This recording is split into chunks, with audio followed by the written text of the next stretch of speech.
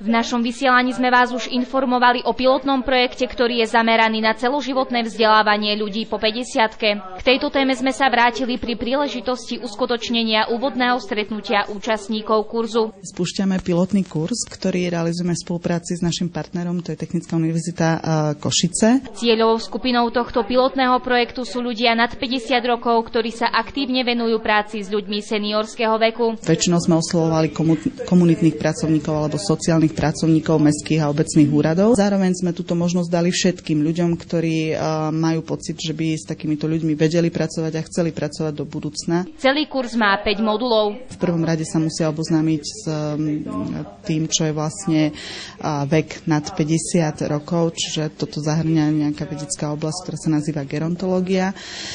Samozrejme v ďalšom module sa budú venovať komunikácii, ktorá bude špecificky zameraná na komunikáciu s ľuďmi nad 50 rokov, ale potom je to aj zručnosť a vedomosť toho, ako napríklad písať projekty, čiže jeden modul je venovaný aj projektovému manažmentu, záver je venovaný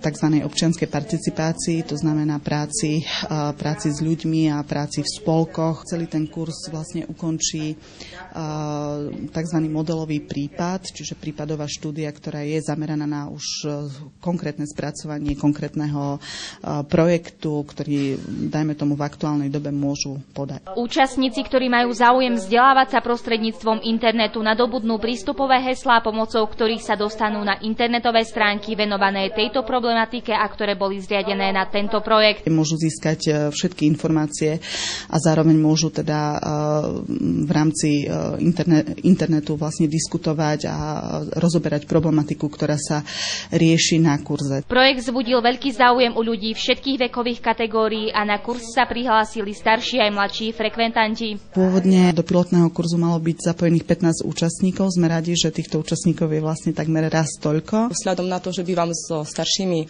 ľuďmi, akože so svokrovcami, tak si myslím, že bude to určitý prínos pre mňa a možno, že ich začnem vnímať inak a pochopím tie ich problémy a tú starobu proste, že bližšie, že získam určité nové skúsenosti. Tento kurz nás v podstate oslovil, nakoľko sa venujem práci opatrovateľkám. Vlastne komunikujeme so staršími ľuďmi, máme také určité kontakty so starými ľuďmi, tak predpokladáme, že vlastne takýto projekt a kurz bude vlastne len nám prínosom pri našej práci. Po úspešnom absolvovaní kurzu účastníci získajú osvedčenie. Pilotný projekt a celá výučba podľa časového harmonogramu potrvá do februára budúceho roku.